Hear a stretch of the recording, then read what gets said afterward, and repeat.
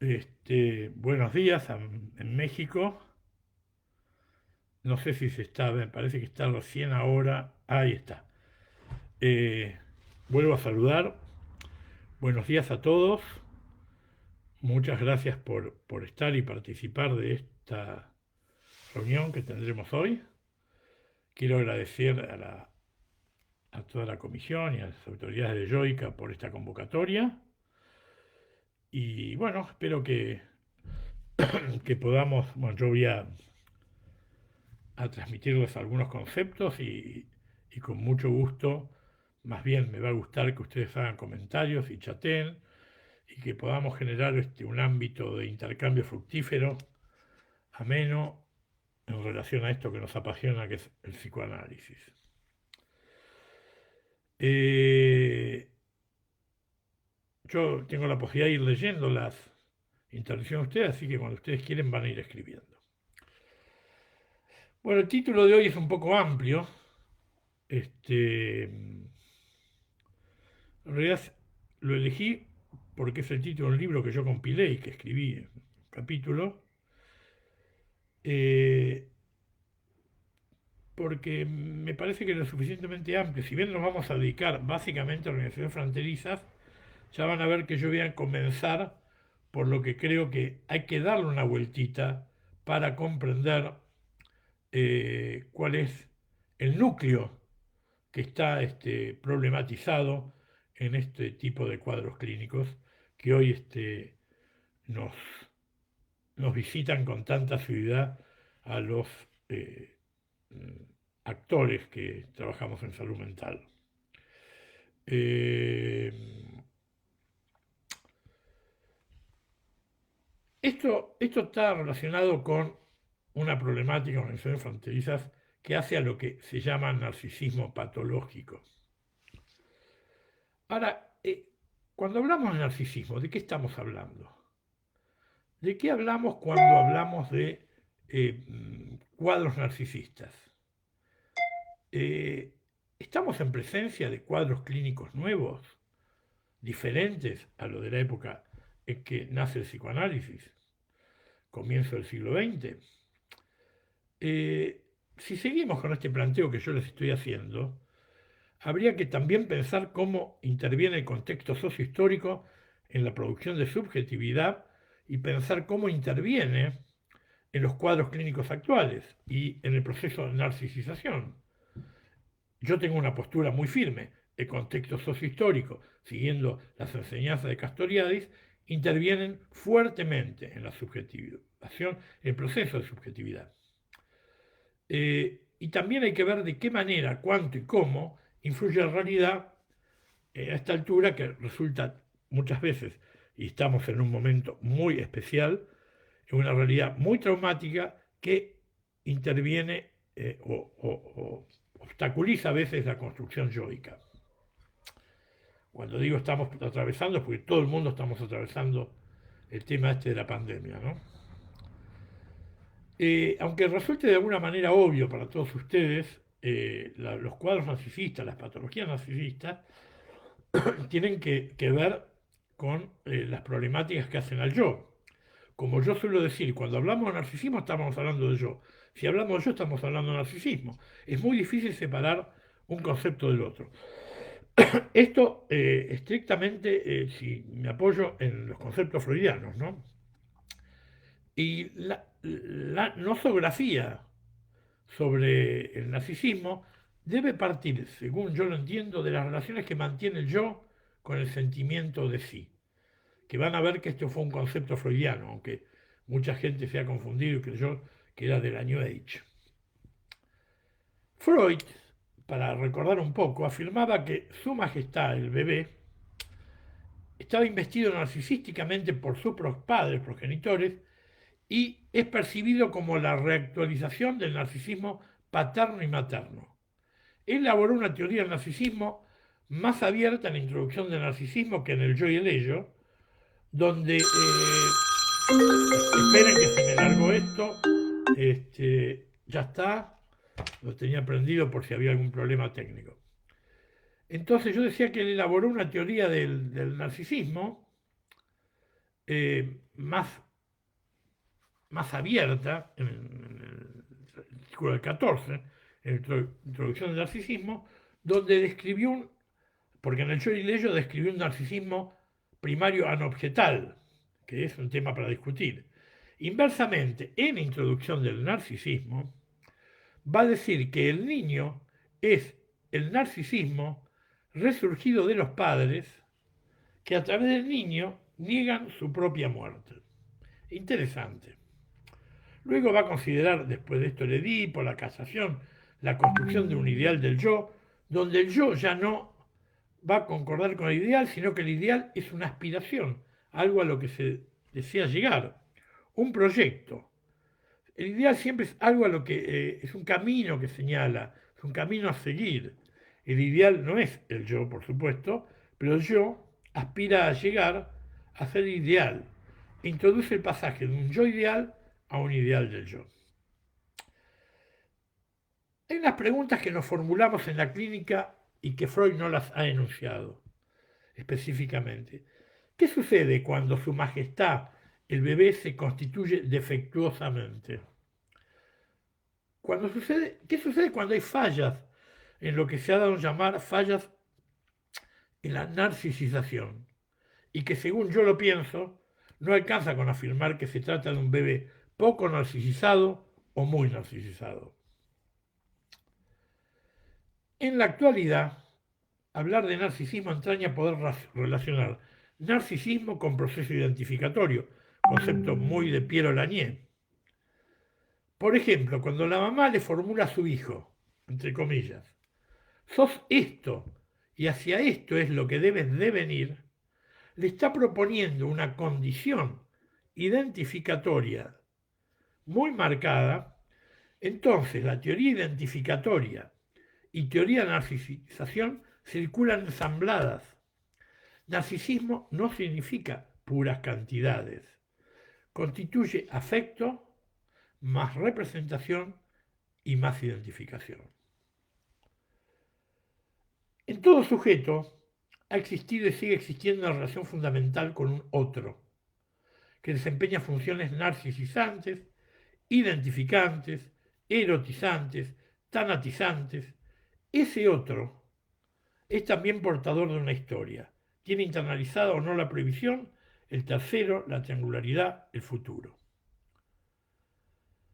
El psicoanálisis frecuentemente se plantea, y mucho más antes, se ha planteado cómo recuperar o cómo producir lo que nunca estuvo. Van a ver qué importante es esto en organizaciones fronterizas. En mis palabras, se trataría de evitar lo que nunca estuvo, de evitar lo que no existió, como producto de fallas o ausencias de ese otro necesario que recién yo nombraba en el desarrollo psíquico temprano. Hoy puede ser que se siga afirmando que con un paciente solo se recupera lo que alguna vez fue consciente. Yo creo que el psicoanálisis contemporáneo intenta explicar cómo se simboliza a partir del presente, en el proceso analítico, lo que pudo haber acontecido en el pasado o lo no acontecido. Simbolización historizante de la plancha. Así como en la actualidad ningún historiador plantea que se trata de recuperar la historia sin interpretación, ningún historiador, ¿qué psicoanalista no podía estar de acuerdo con esta premisa? Debemos considerar inexorablemente el paradigma que hace pensar al psicoanálisis que recupera lo pasado, pero también el que va a producir lo nuevo. Ciertamente a partir de huellas del pasado y a partir de la singularidad y la historia de cada sujeto. Los que hace varios años que andamos por estos caminos del psicoanálisis, sabemos que explícita o implícitamente la polémica entre análisis de superficie y análisis de profundidad ha ocupado espacios en diferentes foros y llenó muchísimas páginas. Yo creo que en realidad hay que trabajar desde la superficie presente del paciente, pero distinguiendo que no hay pura recuperación, sino que lo que se pretende también es que haya producción, que se genere algo del orden de lo novedoso. En ese sentido entiendo que la disyuntiva entre recuperar y producción nos permite plantear el modelo de un psicoanálisis puramente reconstructivo o de un psicoanálisis simbolizante, como hablaba yo antes, siguiendo las ideas de Laplanche, ¿no? Lo que el analista hace con los pacientes es simbolizar en conjunto con ellos, partiendo de elementos que van brotando en el encuentro analítico. No estoy afirmando que todo va a ser novedad, pero hay que aclarar que nadie, ya adulto, nadie, absolutamente nadie, va a recuperar de forma precisa lo que ya sabía o le sucedía a los 6, 7 u 8 años. Este sujeto adulto está repensando su historia infantil desde su presente actual. Reitero, ya no se puede afirmar en la actualidad que pensar en un psicoanálisis que es todo repetición. Hay también, insisto mucho con esto, porque lo quiero que lo veamos después, proceso simbolizante, que se edita algo nuevo, un potencial representativo. Discutir acerca del narcisismo nos zambulle aparte en la imperativa cuestión de señalar los aspectos normales, no patológicos. Eso sería el narcisismo normal. Yo recuerdo que hace muchísimos años di un seminario y puse título Narcisismo normal y patológico, y algunos colegas se agarraron de la cabeza y dijeron, ¿cuándo el narcisismo normal? Siempre es patológico. Y dije, bueno, lean bien a Freud.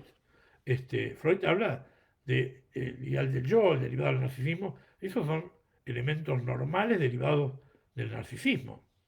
Entonces me refiero al narcisismo normal, el trófico, el que va a generar estructuras y mantiene vitales determinadas características que son centrales para la subjetividad, como el ideal del yo, y el otro concepto que genera el narcisismo normal es la autoestima. Autoestima, concepto que fue vapuleado en el psicoanálisis creyendo que era de autoayuda. Este es un concepto que instaló Freud, Selbstgefühl, y lo citó varias veces, el sentimiento de estima de sí. Es un concepto que Freud, y que aquellos que no lo han leído con detenimientos, lo han pasado de largo, entonces creen que cuando hablamos de autoestima, estamos refiriéndonos a algo del orden de la autoayuda y nada que ver. Es un concepto bien psicoanalítico. Ahora bien, cuando abordamos ya el narcisismo patológico, hay que producir debates de alguna manera y aperturas sobre lo que más hoy nos convoca en la realidad, en la práctica actual, que son las depresiones, las organizaciones fronterizas que hoy vamos a ver, el dolor humano, los diferentes tipos de sufrimientos, la subjetividad contemporánea convulsionada. ¿Qué lugar a duda hoy? Hoy no nos vamos a dedicar a eso.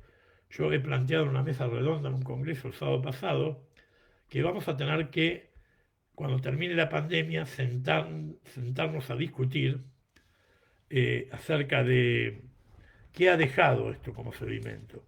Pero sin lugar a dudas, y siguiendo con esta línea que yo les voy planteando, ha pegado cimbronazos muy importantes en la subjetividad, en la constitución narcisista de todos los sujetos. Pero no nos vamos a ir del tema. Dicho todo esto a modo meramente introductorio, y para señalar que nos metemos en una problemática narcisista al hablar de organizaciones fronterizas, en mi recorrido tengo varios autores, como yo suelo decir, tengo un top 5 de autores que me gustan. Winnicott me acompaña de mi época de residente. Y les voy a leer textual una frase de Winnicott del año 63. Dice lo siguiente. Esperen que voy a ir ahí a ver. Dice, importa enunciar este hecho. El estudio psicoanalítico de la locura, sea cual fuera el significado de esta, se realiza principalmente sobre la base del análisis de los llamados casos fronterizos. Miren la importancia que le daba a estudiar los casos fronterizos, que él decía que a partir de aquí podíamos entender muchas cosas. Yo estoy de acuerdo con eso.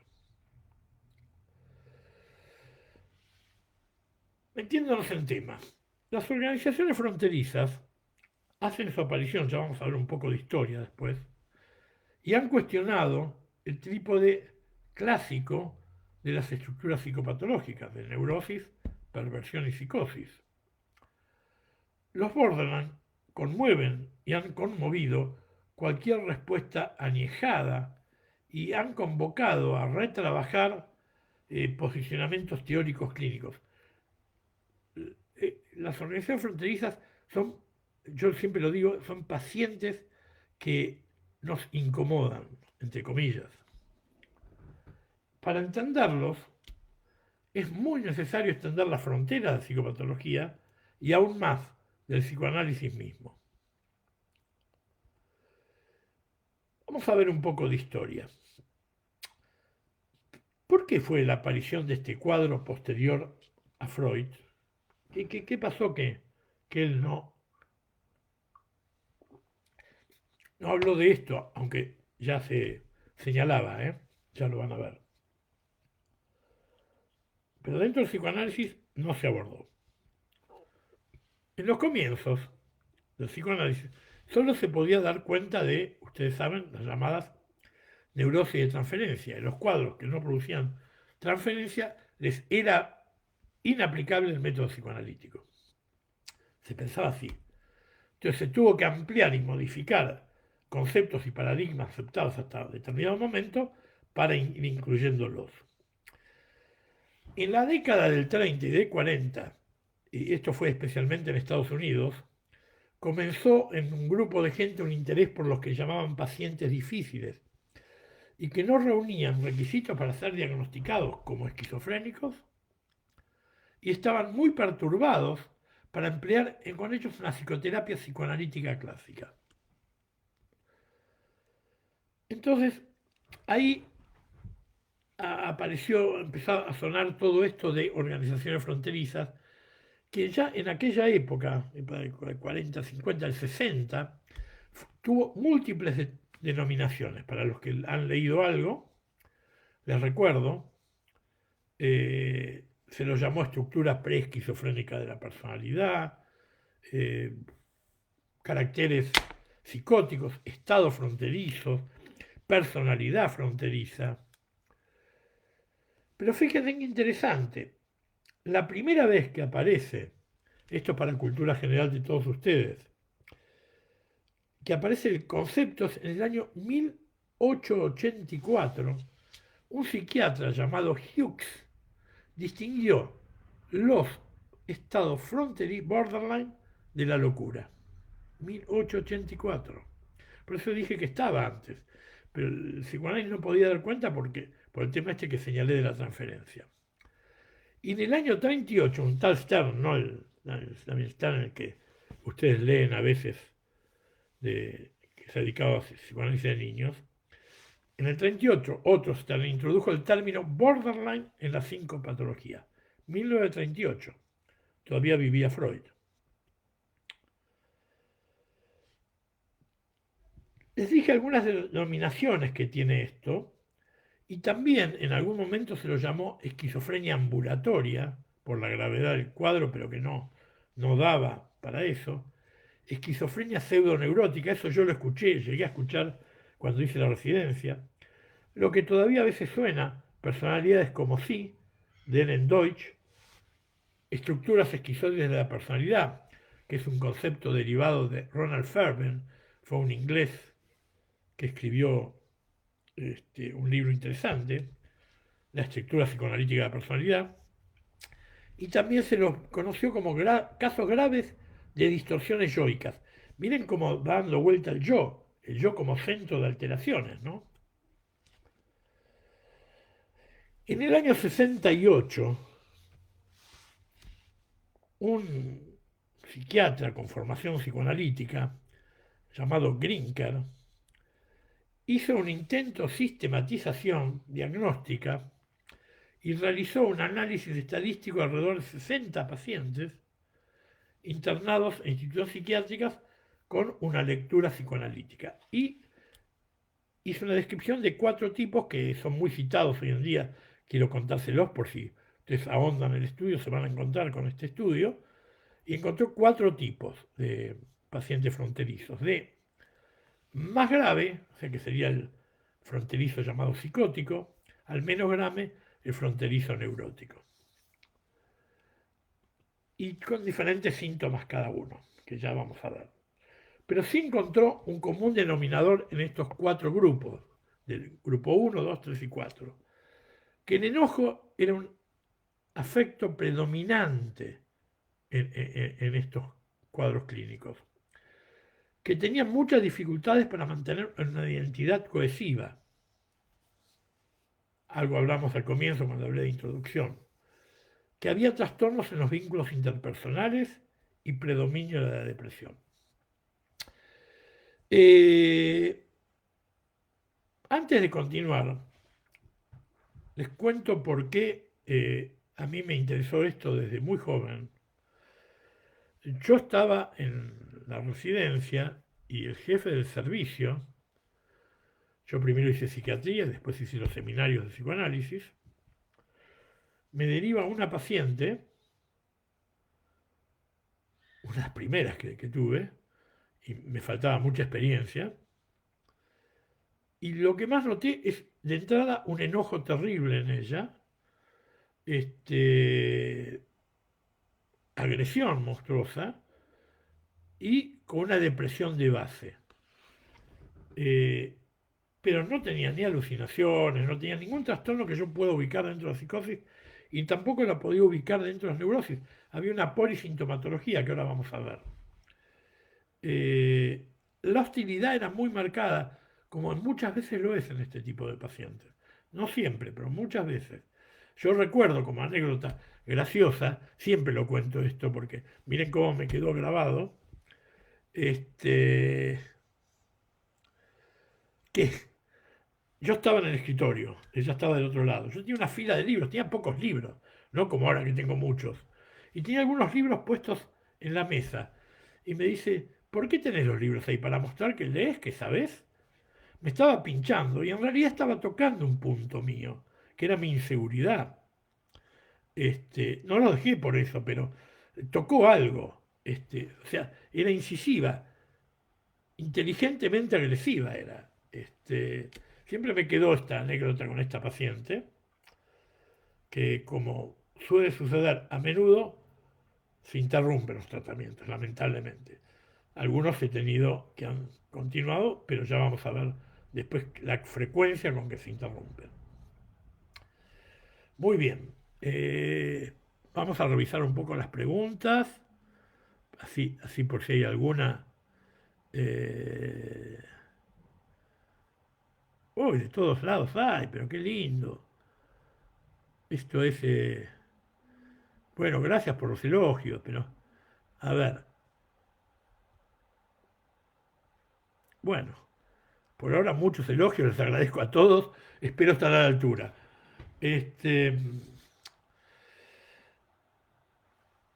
Entonces, seguimos con esto. Abordada especialmente por la escuela americana e inglesa,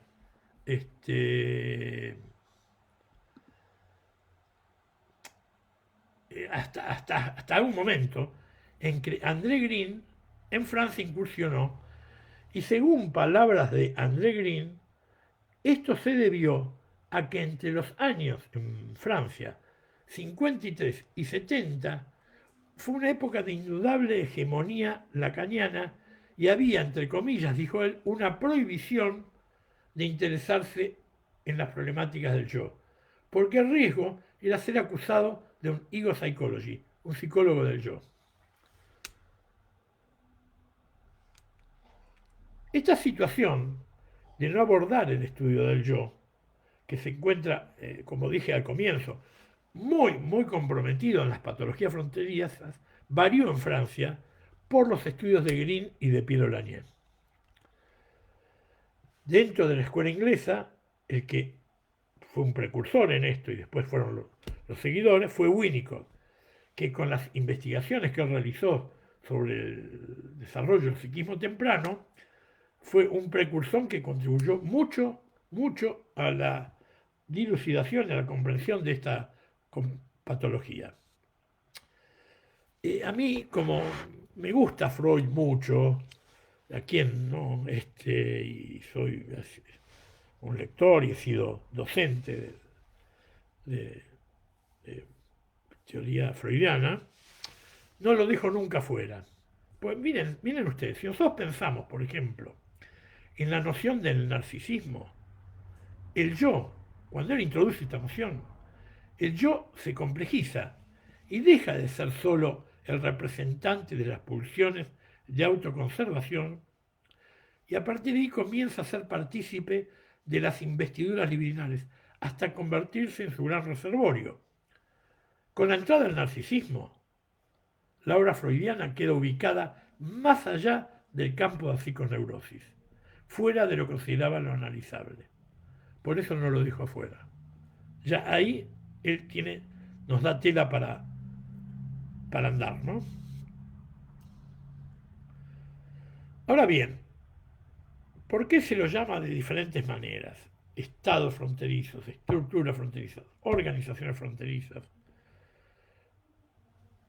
Mi elección es hablar de organización fronteriza porque alude a un funcionamiento fronterizo, un funcionamiento especial, que incluye los déficits en la conformación yoica.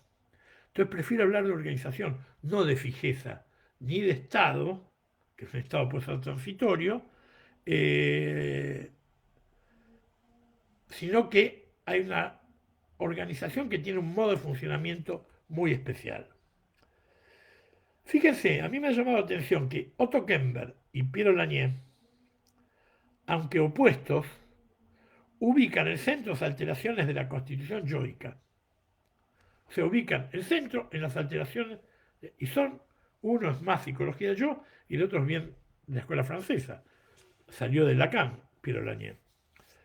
Y las líneas más ligadas a Winnicott, Kohut, Margaret Mahler, etc., empiezan en déficit en la constitución del self.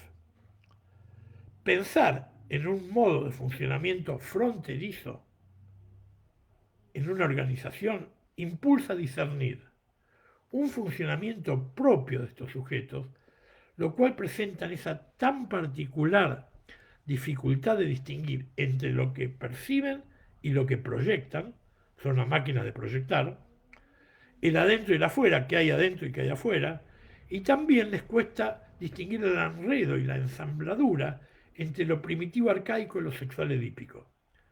Esta posición nos aleja de la tentación de pensar en términos de funcionamiento más neurótico, más psicótico. Tiene un funcionamiento propio. Entonces, el funcionamiento fronterizo no es un lugar intermedio, sino un lugar en sí mismo, con características propias. Y siempre debemos tener en cuenta cómo se defiende el yo. Muchas veces el paciente fronterizo usará defensas más neuróticas, sería, decíamos, el grado 4 de Grinker que dije yo, ligadas a la problemática de castración, y otras veces recurrirá a defensas cercanas a las psicóticas, más ligadas a las problemáticas del déficit de estructuración yoica y a la urgencia por la existencia, como decía Joyce McDougall. Un minuto, vamos a mirar qué preguntas hay.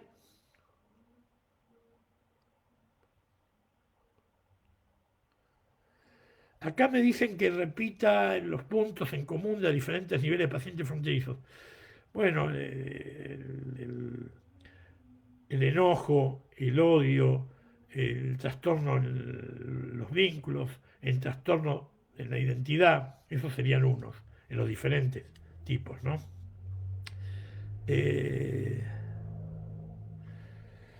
Muy bien, acá me dicen que retome también el de mi ejemplo, pero me voy a ir si empiezo a hablar de la paciente, así que vamos a continuar un poquitito, si hay tiempo, después daremos otro ejemplo clínico.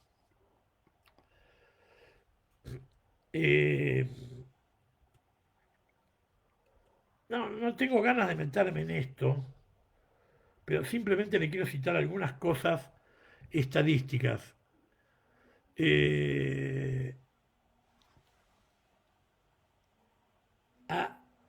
a uno de cada 100 pacientes se considera que le corresponde el diagnóstico de borderline. Y la prevalencia de este cuadro en la población en general se dice que está entre el 1,8 y el 4%, es alto. Y constituyen alrededor del 10% de los pacientes en tratamiento ambulatorio y 20% de los internados. Esto es muy importante. El riesgo de suicidio es 50 veces mayor que en la población en general. Y el abuso de sustancias tóxicas es 9 veces mayor que en los sujetos que otro tipo de cuadros. Y acá hay unos temas interesantes. ¿Cuántas preguntas me están haciendo? Me pasa que me da pena interrumpir. ¿Cómo darse cuenta cuando lo que está en juego el paciente adulto es la cohesión del ser? Su narcisismo para la potencia de producir nuevos traumas. Más crónico contemporáneo. ¿Me recomienda algún texto? Ahora Pablo Negui, ahora después más tarde voy a abordar esto. Ya después lo vamos a abordar. Yo voy a avanzar un poco más y después voy a hacer un recorrido por las preguntas. Esto es interesante. Los pacientes fronterizos tratados psicoterapéuticamente mejoraron en sus síntomas después de un tratamiento muy prolongado, 10, 15, más años. La mayoría logró tener una vida independiente, con vínculos más o menos estables. Muchos pudieron establecer relaciones interpersonales, que es un problema severo. Unas características son las relaciones altarinas en estos pacientes. No obstante, y ahí viene lo serio, surgió que entre el 3 al 10% de los pacientes fronterizos se habían suicidado. Por eso creo que es importante estudiar esto, saber, porque cuando tratamos pacientes de este tipo no es una pavada, es algo muy serio. Tenemos una responsabilidad muy grande.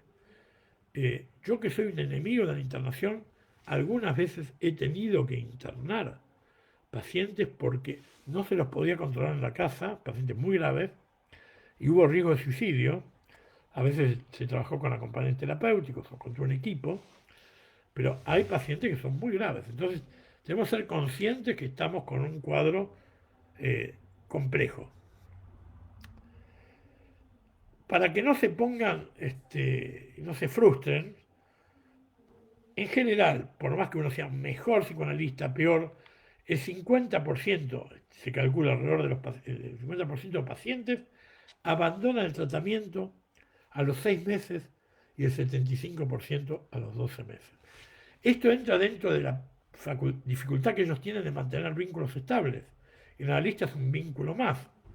Como yo suelo decir, son analyst killer. Van y ven, uno a veces recibe un paciente con estas características y mira quién lo trató y dice, buenísimos eran los analistas estos. Y no anduvieron. Así que es un reto.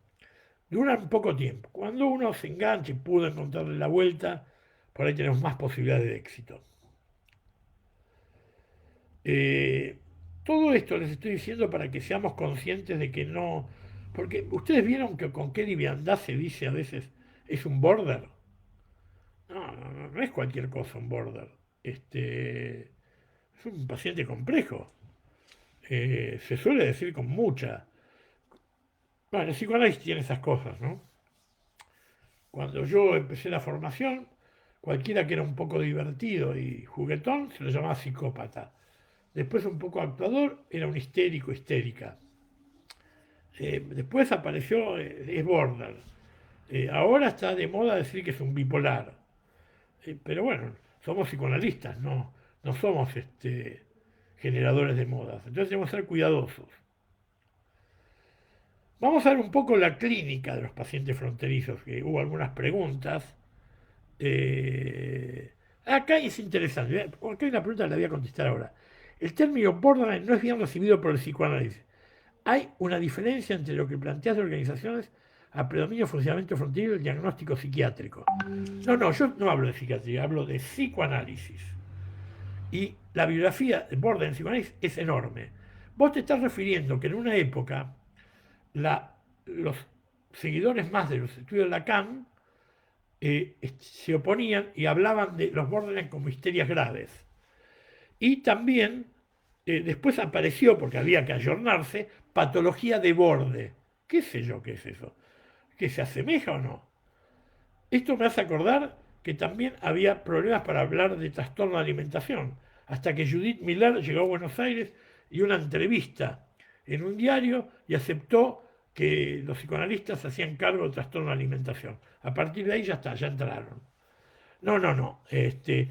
Cuando vos haces una generalización, María Serena, que no es bien recibido por el psicoanálisis, deberías aclarar qué es psicoanálisis. El psicoanálisis es muy amplio, tiene muchas escuelas.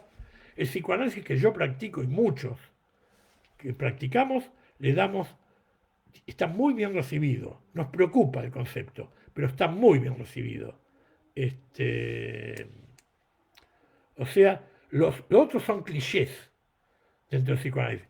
Y yo me opongo a los clichés, yo pretendo discusiones claras, científicas y clínicas, para ver si nos ponemos o no de acuerdo. Seguir los dictámenes del gran otro, como dice, a mí eso no me gusta.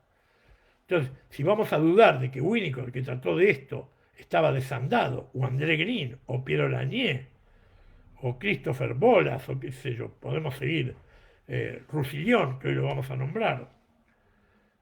Algo pasa, ¿no? Bueno, disculpen, esa pregunta me tocó porque eso de que no está bien recibido, ¿qué quiere decir bien recibido o mal recibido un cuadro clínico que tenemos en la clínica? A mí me parece eso como ya una petición de principio y más algo adherido a ortodoxias que a lecturas clínicas abiertas. Vamos a ver la clínica de los pacientes fronterizos. Como vengo desarrollando, y aparte también estoy hablando mucho de yo, que era mala palabra, resulta que Freud termina su obra diciendo el psicoanalista, análisis terminable y construcciones, termina trabajando sobre el yo del paciente. Así que eso de que el yo, ¿viste? ¿No? En fin. Y el diagnóstico se basa en la patología yoica, básicamente, o sea, en los conflictos o déficits que han impedido la estructuración de un yo que pueda hacerse cargo de la realidad externa como de la interna. De las pulsiones. Interna me refiero a pulsiones, fantasías, superyo, etc. Y también el diagnóstico es en el tipo de transferencia que se despliega, así como la respuesta contrarreferencial en que se ve involucrado el terapeuta. Transferencia, me refiero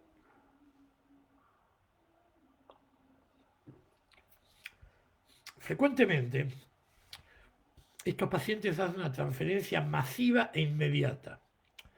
Uno se convierte en un genio, es fantástico, y así como pasa de ser un genio, pasa a ser defenestrado. O sea, ese apego transferencial masivo de entrada tiene que hacernos, en principio, no, no colocarlo en una estantería, no catalogar, pero estar atentos. Los síntomas más frecuentes, ¿cuáles son? La ansiedad, son pacientes muy ansiosos. Hay una diferente, y esto es muy importante que lo tomen en cuenta, hay una combinación de diferentes síntomas neuróticos, pasan de tener síntomas obsesivos a tener síntomas fóbicos, a tener síntomas histéricos. Hay una polisintomatología neurótica, pero ninguna queda fija. Ustedes saben que parte de la sintomatología neurótica es la fijeza del síntoma. Un neurótico obsesivo no va a variar sus obsesiones. Aquí pasa de uno a otro con ligereza porque el yo recurre a diferentes mecanismos. No hay una estructuración única y un único modelo de mecanismo de defensa. Otros síntomas que se ven con frecuencia son adicciones y compulsiones. Muchas adicciones que vemos, no digo todas, muchas, están asentadas sobre organizaciones fronterizas. Y después, algo que se ve con frecuencia, no digo que siempre, con mucha frecuencia, una sexualidad perverso polimorfia.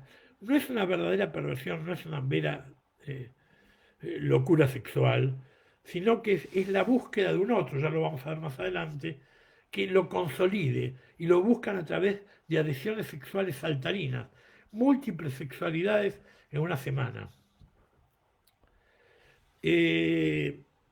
Otros síntomas que ustedes van a encontrar son conductas autodestructivas, ¿no? Automutilaciones, eso de marcarse en la piel, necesidades muy marcadas de dependencia. Un paciente cuando se engancha con alguien, ya vamos a ver el concepto de intrusión-exclusión, se queda como pegado al otro hasta que lo voltea.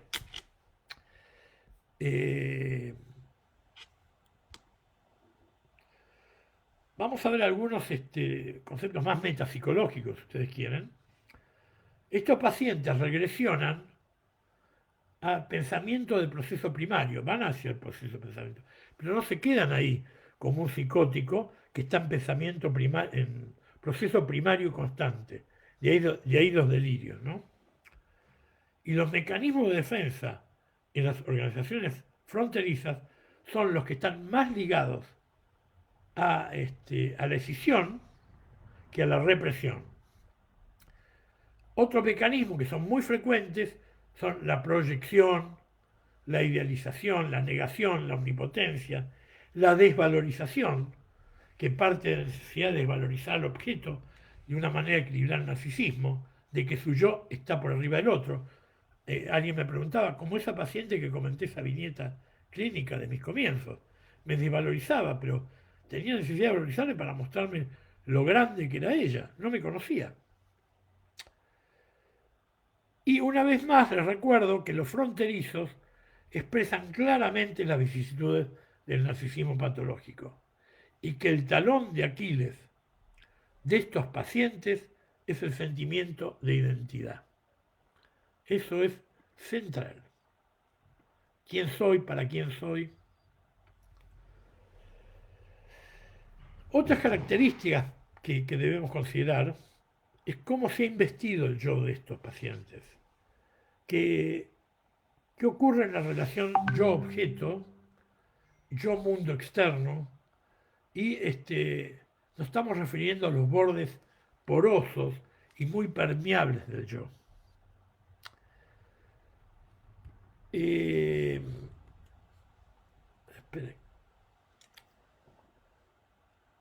Hay un déficit importante en estos sujetos en la narcisización y se puede intuir que en su historia temprana hubo una ausencia de narcisismo, lo que yo llamaba atrófico. En términos de André Green, son pacientes con más narcisismo de muerte que de vida. Son pacientes que tienen muy marcadas alteraciones en la estructuración yoica, sigo hablando del yo, que derivan en la llamada famosa labilidad yoica. Y por detrás de estos síntomas vamos a encontrar como base una inadecuada o inexistente muchas veces tolerancia a la ansiedad, por eso son tan ansiosos, dificultad para controlar los impulsos, por eso son impulsivos. Ahí vamos entendiendo por qué las alteraciones yoicas generan este tipo de síntomas. Y trastornos con respecto a los canales de sublimación. Claro, les cuesta sublimar.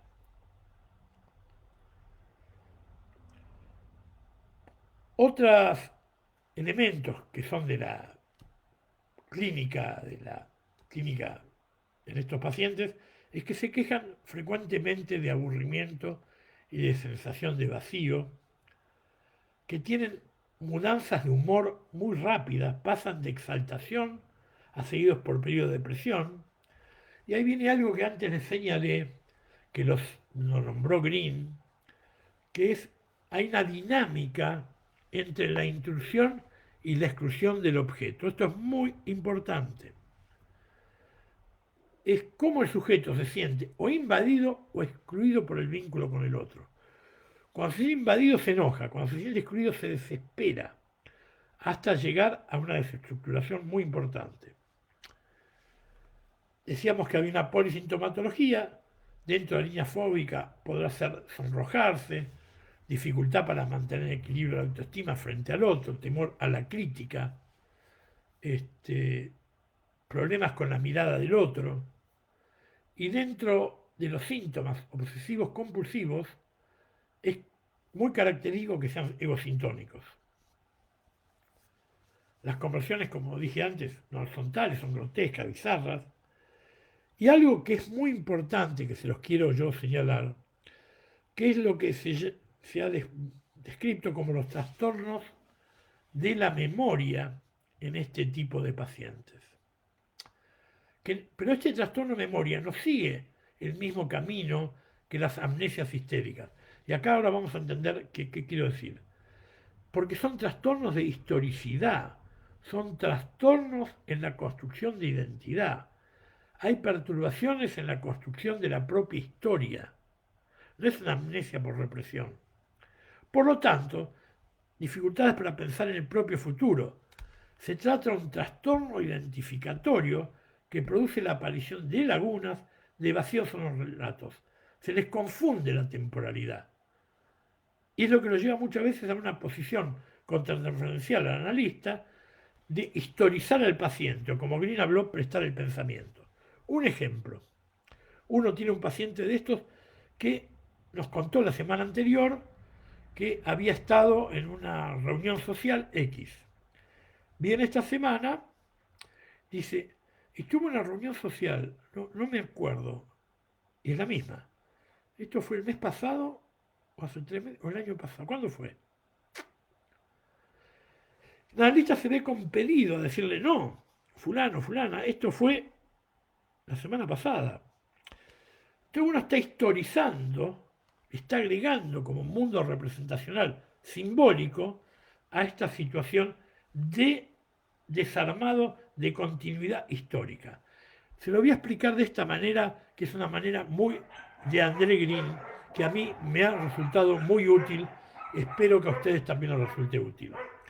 En el librito, oh, qué peyorativo el librito, en el librazo Locuras Privadas de André Green, capítulo 2 y 3, que alude a organizaciones fronterizas, él habla de algo que es muy evocativo para entender esto que estamos hablando del trastorno de la memoria. Él dice, como ustedes saben, tenemos nuestro inconsciente conjunto de representaciones que están unidos por puentes representacionales que hacen de que se ligue un recuerdo. Un recuerdo es un conjunto de representaciones que está recorrido y nosotros lo recordamos. Él dice que en los Borderlands lo que hay son archipiélagos. Hay representaciones sueltas que no están unidos por puentes. Que es tarea del análisis generar esos puentes faltantes. Eso tendría que ver con la historización simbolizante o prestar el pensamiento. Y el trastorno de memoria es por la ausencia del puente en la unión que tienen estas representaciones. Espero que haya quedado claro y si no les recomiendo, recuerden capítulo 2 y 3 de Locuras Privadas. Son muy buenos capítulos. Son antiguos, pero con una... Green era un personaje muy especial, personaje brillante. Yo tuve el honor de que me dé un capítulo para un libro, este de Organización Fronteriza, pero un tipo bastante desagradable, pero muy inteligente, muy inteligente.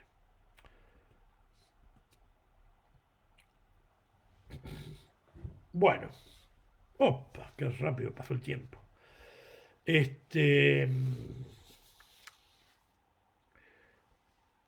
Vamos a meternos en este autor tan querido mío, que es Winnicott. Winnicott, en el año 63, habló de lo que él denominó agonías primitivas y traumas. Y dijo que prefería hablar de agonía porque la palabra angustia en estos casos no era suficientemente intensa. Agonías.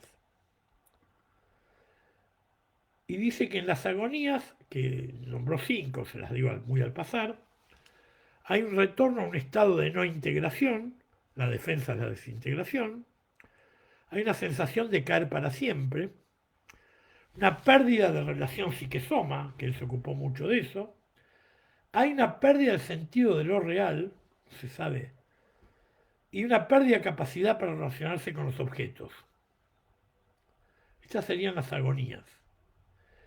Y en los llamados, va a decir él, casos fronterizos, para los que dicen resistido por el psicoanálisis, este es Donald Winnicott, 1963, él dijo, textual en Winnicott, que los llamados casos fronterizos tiene que descubrirse no solo la angustia insoportable, sino además el efectivo derrumbe clínico de la infancia. Que hubo, hay que descubrir el derrumbe que realmente hubo. La extensión indebida de omnipotencia, la aniquilación que instauró la vida narcisista. Entonces él va a decir que el temor en estos pacientes, acá me preguntan cómo se llama el libro, locuras privadas. El temor, entonces va a decir Winnicott, es frente a un acontecimiento que está por ocurrir, que retorne esa experiencia subjetiva temprana, que retorne una experiencia que ocurrió. Esas agonías tempranas, primitivas, de las cuales él habló, que ya vivió y que no las pudo integrar a la subjetividad. Es lo que él llama, o todos se han llamado después, el terreno de los traumas precoces, traumas primitivos. El sujeto no pudo nunca incluir esa experiencia en el presente del yo, ni lo pudo simbolizar. De modo que intenta, no lo pudo simbolizar, de modo que intenta por todos los medios, de aislarse de esas experiencias agónicas tempranas para sobrevivir. Hace una escisión, las trata de apartar. Y las defensas narcisistas que se observan en estos pacientes fronterizos son organizaciones, dice Winnicott, creadas contra la locura, o en todo caso contra esas agonías tempranas de locura que no pudieron ser tramitadas. Muy interesante. Y se espera que ese estado de locura, entre comillas, que está en toda organización defensiva, pueda ser experimentado e integrado en el proceso terapéutico, y esto era muy importante para Winnicott, gracias a la presencia del analista. Son locuras, generan momentos transferenciales delirantes, dice Margaret Little. Margaret Little fue una psicoanalista inglesa que escribió un libro muy importante que se llama, creo que ahora se tradujo al español, es un libro antiguo, ¿no? Pero muy bueno, Transferencia y Contratransferencia en Neurosis y Psicosis. Margaret Little fue paciente de Winnicott y fue una paciente fronteriza. Hay un librito que hoy veo muchos amigos aquí, Nina Pañuti, Diana Lebovic, ¿cómo les va? Que el librito este se llama Mi análisis con Winnicott. Si ustedes lo leen, para aquellos que tienen, lo tienen que leer aquellos que no siguen religiosamente, no tienen una religión en el psicoanálisis y que no lo lean como un derivado de la Biblia. Lo tienen que leer con la apertura que yo creo que debe tener todo psicoanalista. Psicoanalista que no se interroga, que se dedica a otra cosa. Pero no al psicoanálisis. El psicoanálisis básicamente es interrogar, no es ocluir. Margaret Little escribe este libro y cuenta cómo fue el análisis. Winnicott hacía frío, Londres, tenía frío y le agarraba la mano y la tapaba debajo de la manta, como dice ella, para que no se desarme la pobre Margaret. La acompañaba hasta la estación del tren. La atendía a última hora. Winnicott recomendaba atender a estos pacientes al final del día, no muchos porque son cansadores, y porque se sabía cuándo se empezaba, pero no cuándo se terminaba la hora. Margaret Little salió adelante y escribió un libro espectacular. O sea, no es todo escepticismo. Hay casos que andan bien, en mi caso también. Tengo casos que han andado bien y otros que anduvieron muy mal. Ahora, no obstante, aunque estos traumas no hayan entrado en el mundo simbólico, y ahí viene la paradoja, esto por ahí es difícil para comprender para algunos, especialmente para aquellos que tienen dificultades para aceptar todo esto, entonces, aunque no hayan entrado en el mundo simbólico, estas experiencias dejan marcas. Y aunque no hayan sido objeto, a ver cómo decirlo, de representación, no han sido objeto de representación, no por eso van a desaparecer del psiquismo. Van a seguir pugnando repetidamente para poder inscribirse en este último, en el psiquismo. Esta representación se va a presentar como una coerción a la simbolización. Roussillon, año 2000, fue un concepto de él. Y esta compulsión a la repetición, a la repetición, o coerción a la simbolización, él lo denominó Roussillon, que me gustó, retorno de lo escindido, para diferenciarlo de retorno de lo reprimido. Y si retomamos lo que yo señalaba antes, retorna a una modalidad de funcionamiento que busca editar lo no editado, de representar lo no representado, simbolizar lo no simbolizado. Ahí viene lo de la simbolización historizante de Laplanche, que en la Argentina, y vivió en México, hemos tenido un genio que se llamó Silvia Bleichmar, que tenía el franchising de Laplanche y hablaba mucho y muy bien de lo que era la historización o simbolización historizante. Les invito a todos los que no la conocen que lean la magnífica obra de Silvia Bleichmar. Sigo con Roussillon. Roussillon es un autor que a mí me gusta, casi está considerado como el continuador de Green en otra ciudad, porque es de Lyon, no es de París, pero es un libre pensador, piensa con mucha apertura.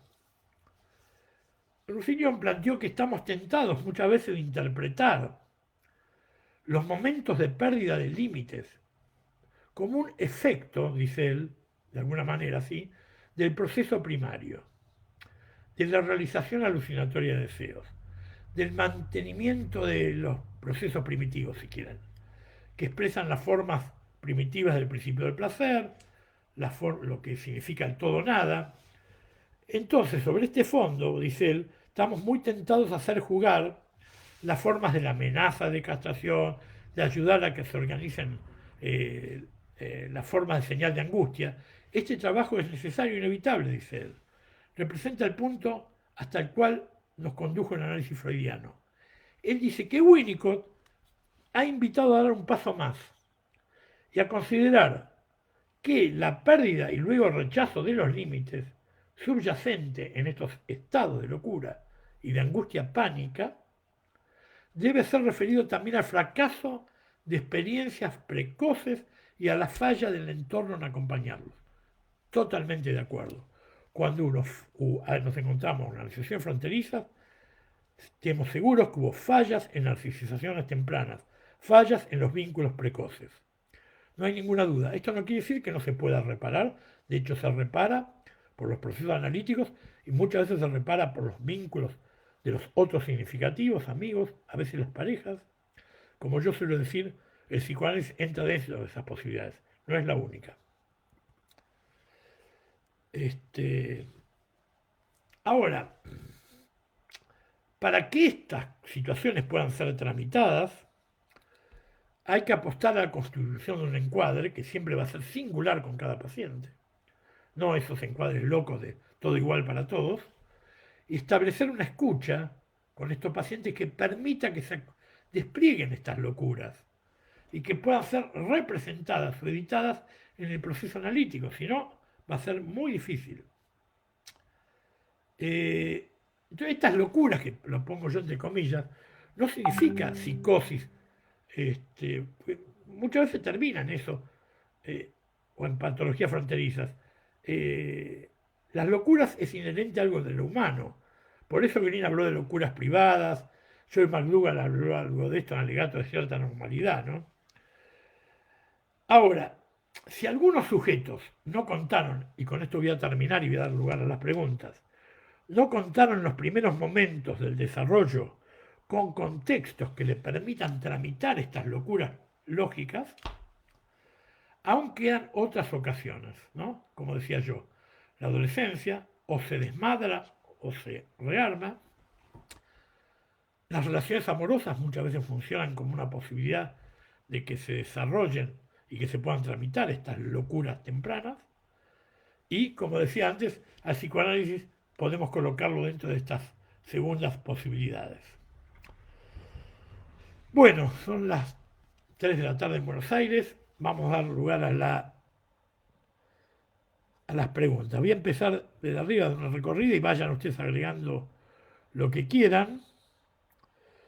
Vamos a ir viendo.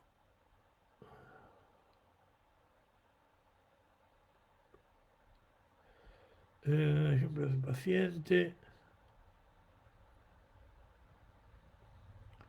Acá me dicen si el enojo, Analía, ¿cómo estás? El enojo es frecuente como una defensa del yo.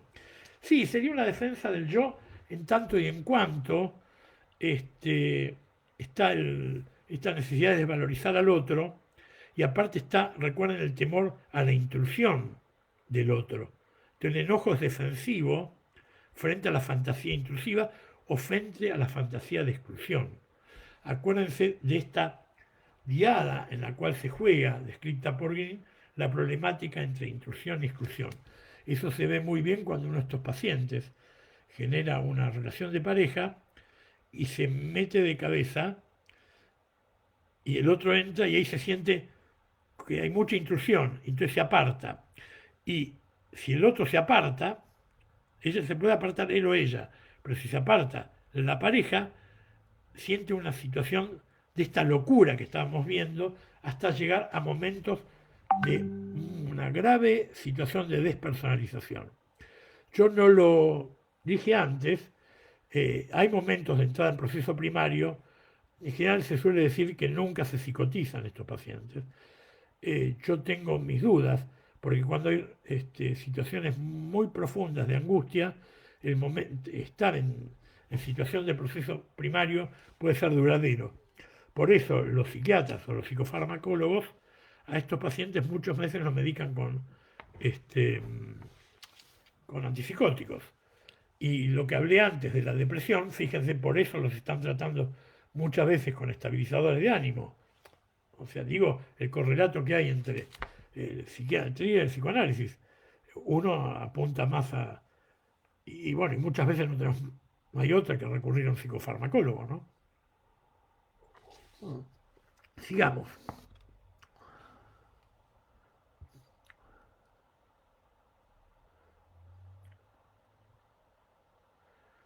Dice, como acá hay una pregunta, dice, ¿cómo darse cuenta cuando lo que está en juego en un paciente adulto es la cohesión del self?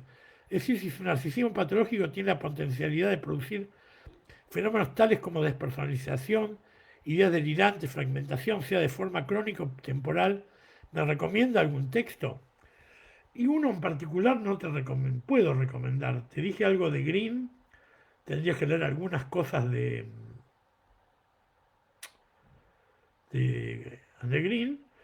Y bueno, aunque parezca un chivo de propaganda, que leas el libro que yo compilé, que hay muchos autores ahí, incluso hay de Rossellini y de Green, que se llama como el título de esta conferencia, y por ahí te encontrás con alguno que haya escrito algo sobre eso.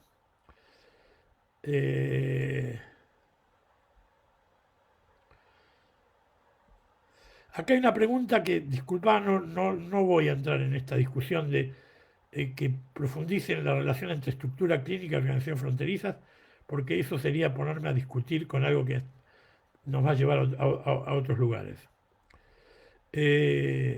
Lo del que no es recibido por el psicoanálisis ya expliqué, depende de qué llamemos psicoanálisis. Acá hay una pregunta, dice si yo podría explicar qué sucede con el narcisismo de padres en la etapa de su majestad el bebé, el hijo, ¿no?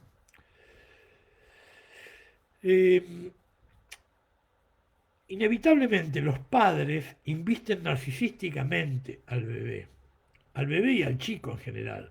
Yo suelo decir con mucha frecuencia que a un chico, incluso cuando empieza a caminar o empieza a jugar a la pelota, los padres tienen el deber de decirle, qué bien jugás, vos jugás mejor que Messi. No es una mentira, es narcisizar al chico. Y, y si juega la nena también, porque a ver, el fútbol es para ambos géneros.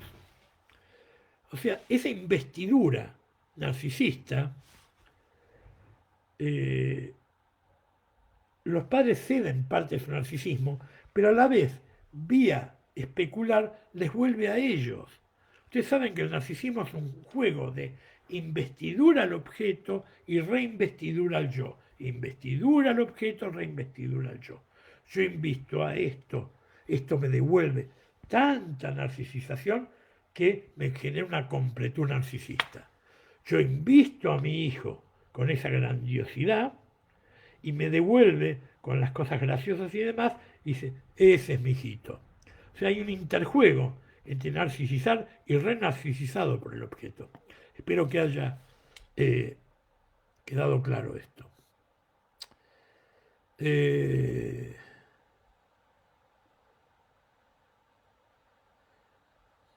Acá hay algunos cuantos comentarios. Eh,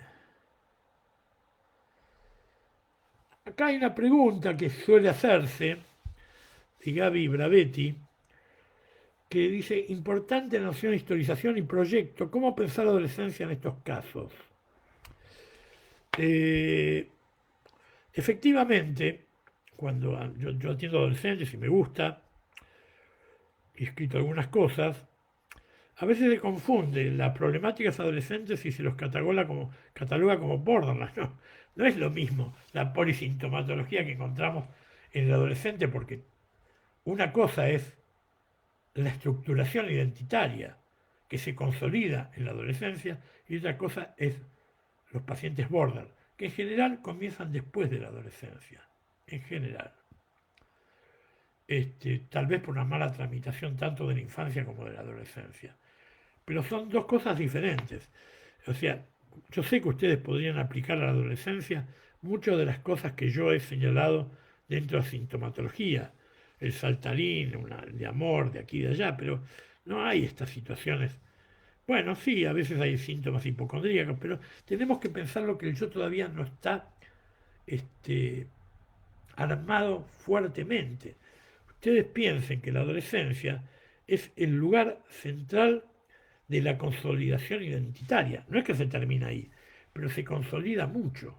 Incluso la identidad de género, si bien empieza antes, ahí toma como una consolidación, ya sea para un lado o para otro. Después continúa. La identidad comienza el día cero y termina el último día de nuestras vidas. Eh,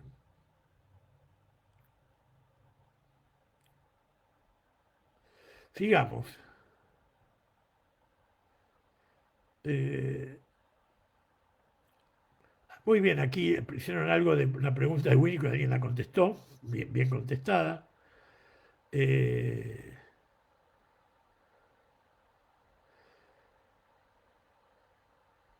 Otra pregunta que no se interroga, que se dedica a otra cosa grande.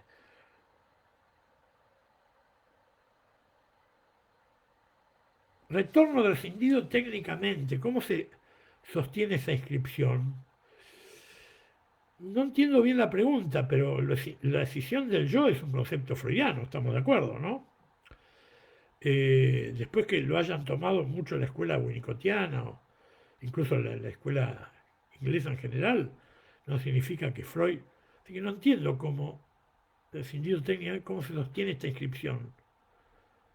Son situaciones que están inscritas pero no están simbolizadas. A eso me refería yo antes. Sí, lo de la realización simbólica se une a eso, para quien lo preguntó. Eh, Vamos a ver. Acá hay una pregunta que no logro entender, pero a ver si la puedo entender, que es el establecimiento del vínculo a través de la simbolización puede durar toda la vida. No, así, a ver, Patrick Cast, si puedo ser más clara. Este, Acá hay otra que las actuaciones de estos pacientes, si pueden ser retornos cindidos, sí, así es. Está bien comprendido eso. Eh, Acá hay otra intervención que dice la diada identificatoria que se actualiza puede descargar de modo afectivo hostil y o resultar peligroso a la integridad física y emocional, por ejemplo, de la pareja objeto, sin ninguna duda. A ver, vamos, a mí siempre a veces me gusta dar ejemplos de películas, porque por ahí la vieron todos.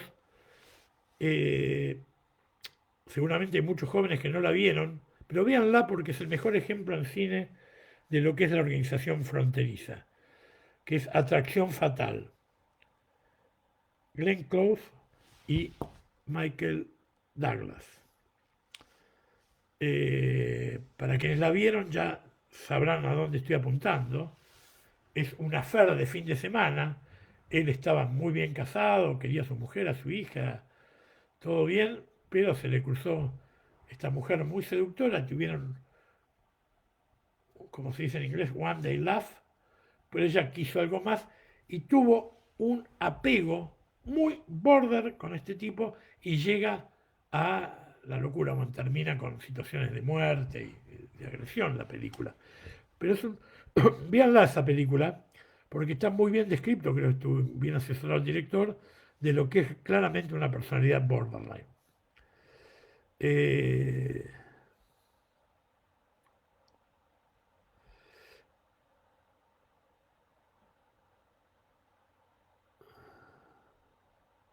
Acá me pregunta si hay diferencia en la sexualidad entre hombre y mujer, entre masculino y femenino. No, no, en todo caso se exterioriza más la bisexualidad en estos pacientes y frecuentemente, pero bueno, eso no, yo no lo pondría hoy en día con los desarrollos que hay acerca de las neosexualidades, no lo pondría como algo patognomónico de los pacientes fronterizos, pues se da en muchas personas que no tienen estas características, que la famosa frase yo amo el amor, no amo al hombre o a la mujer. Mucha gente tiene relaciones con hombre y mujer y no por eso lo vamos a encasillar dentro de un cuadro psicopatológico. Eh,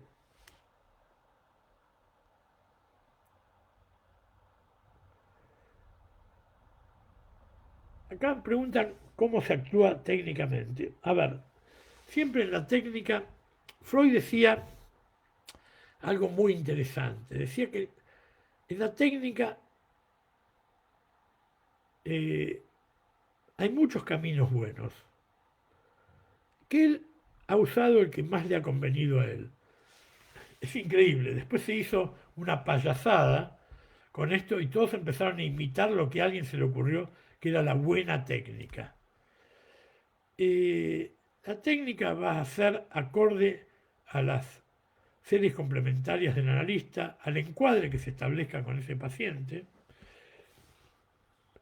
pero a grandes rasgos lo que tiene que haber es una situación de acompañamiento, de especularidad, de prestar el pensamiento, esto de ayudar a que se genere una simbolización historizante con estos pacientes y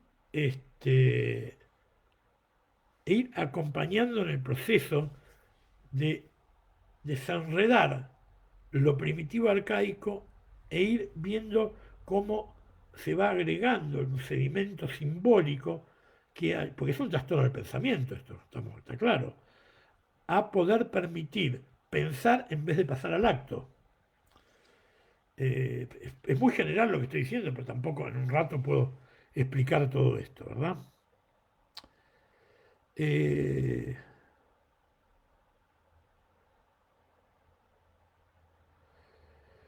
Dice si hay la inestabilidad emocional, la falta de cohesión del yo, los mecanismos de defensa escindidos, disociados, expresan una forma de buscar un límite en el otro. No sé si es porque buscar un límite es algo volitivo. No creo que pase por la voluntad, pero si esto lleva y al final terminan logrando una neogénesis, sí, de eso estuve hablando. Neogénesis es un derivado de la historización simbolizante, generar nuevas representaciones, que desde un punto de vista más filosófico y epistemológico es darle lugar a la imaginación radical de Castoriadis, al acontecimiento de Badiou, a lo nuevo, a lo que no estaba, a generar algo del orden de lo nuevo.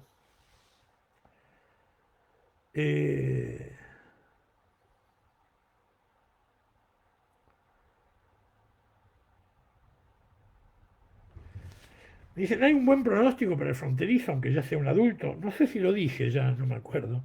Que se sabe, está descrito, que un fronterizo no tratado de ninguna manera, y si no, obviamente, y si no se suicidó, esto parece un chiste, pero no. Los síntomas van decayendo con el tiempo. Y esto es una apreciación muy aceptada a modo general, ¿eh? No se sabe bien por qué. Yo suelo hacer la broma que es porque las hormonas caen, pero no creo que esa sea una explicación muy psicoanalítica. Pero terminan bajando un poco la sintomatología. No quiero decir que anden del todo bien, bajan eh, toda la sintomatología tan florida que tienen, ¿no? Eh, prestar el pensamiento buenísimo, hay que hacer como un maternizaje, embarazarse de él. Eso es un lindo concepto. El maternaje siempre fue defenestrado. Lo que hizo Winnicott con Margaret Little es lo que de forma peyorativa muchos llaman maternaje.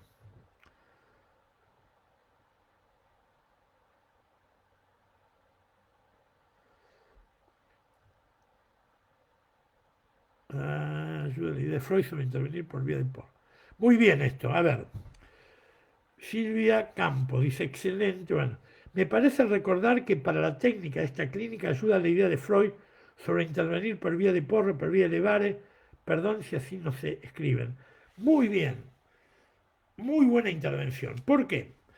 Porque siempre el psicoanálisis habló nada más que era por vía di levare. Ustedes se acuerdan que Freud lo usó por la escultura. Levare, una escultura es cuando se sacan el mármol, y de porre es cuando se pone. Durante muchos años se pensaba que el psicoanálisis solo era por vía de levare, se levantaban las diferentes capas de cebolla hasta que encontrarse con el núcleo central del problema. Hoy en día yo no sé si todos pensaríamos así, incluso yo he dado a llamar que podemos trabajar por vía de porre, de levare o de creare. Crear es lo que estuvimos hablando hoy, crear simbolizaciones. Bueno, acá hay una última intervención de varias que han hecho, pero no pude todas detenerme. Un adolescente dice que en su infancia fue diagnosticado como trastorno general del desarrollo. Con la eclosión, la adolescencia aparece una disruptividad absoluta en su subjetividad, con muchas de las manifestaciones que usted menciona y con un contexto, solo su madre muy frágil. Es un paciente que me tiene muy interpelada y preocupada. Gracias por lo sugerido en relación al modo de acompañar. Bueno, a ver, hacia grandes rasgos, que si hoy se diagnostica, me parece, ¿no? Los que trabajan con niños con TGD se diagnostican muy fácilmente. Sé que estaba ahí presente Ariana Lebovic y que ella tendría mucho para decir al respecto, mucho más que yo. Pero habría que tener cuidado a veces con los diagnósticos tempranos, como como el diagnóstico que era tan frecuente, ¿no? No sé si ahora sigue, ¿no? Creo que sí, trastorno de la atención, ¿no? No sé, yo sería cuidadoso con esos diagnósticos que vienen a priori de algún momento de la infancia. Muchas veces están atravesados o por la industria farmacéutica o por algún psiquiatra de turno que ha diseminado ese tipo de diagnóstico. Bueno, señores, ha sido un placer estar con ustedes, gente de toda Latinoamérica, me encanta. Espero que les haya gustado, que les haya sido útil y como yo suelo decir, uno en una exposición no pretende demasiado. Lo que sí yo siempre pretendo es que sirva como estímulo para la lectura, que esto los lleve a querer leer, a investigar, a buscar más, porque cuanto más leamos, cuanto más tengamos en nuestro haber, me gusta mucho el concepto de Piero Lanier y el teorización flotante. estamos con el paciente y no sabemos qué tenemos, pero tenemos una cantidad de teorías que nos sirven para aplicar en la clínica. Que cuanto más leamos, vamos a ser mejores psicoanalistas. Les mando un saludo a todos y espero que nos volvamos a encontrar y, y que la próxima vez con algunos nos podamos ver face to face. Un saludo para todos.